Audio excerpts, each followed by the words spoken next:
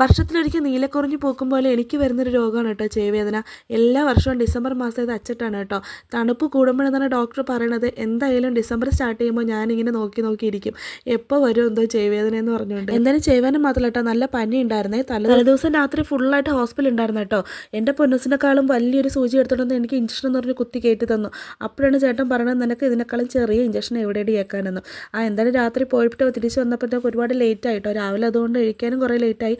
ചേട്ടൻ മോണിന് മുമ്പായിട്ട് കുറച്ച് കുഞ്ഞമത്തി കിട്ടിയിട്ടുണ്ടായിരുന്നു കേട്ടോ. അതിനെ ഞാൻ ഫ്രഷായിട്ട് കഴുകി എടുക്കുന്നുണ്ട് കേട്ടോ. ചോറും കറികളെല്ലാം തലേ ദിവസത്തെ ബാക്കി ഉണ്ടായിരുന്നു കേട്ടോ. അപ്പോൾ എല്ലാം ഞാൻ അടുപ്പിൽ വെച്ച് ചൂടാക്കാൻ വേണ്ടി വെച്ചിട്ടുണ്ട്.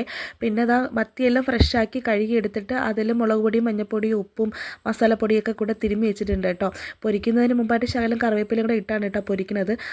ഇതൊരു നൊത്തുലിക്കളം ചെറിയൊരു മത്തിയാണ് കേട്ടോ. എന്തായാലും പൊരിച്ചെടുത്തപ്പോൾ നല്ല ടേസ്റ്റ് ഉണ്ടായിരുന്നു. പോണതിന് മുമ്പായിട്ട് എല്ലാം എന്താ സെറ്റായിട്ടുണ്ട്. പൊന്നസിന് ചായ, പിന്നെ ഇന്നലത്തെ അവിയലുണ്ട്, മോരുകറി ഉണ്ട്, എല്ലാം കൂടെ സെറ്റാക്കി ഞാൻ പോകാൻ കേട്ടോ.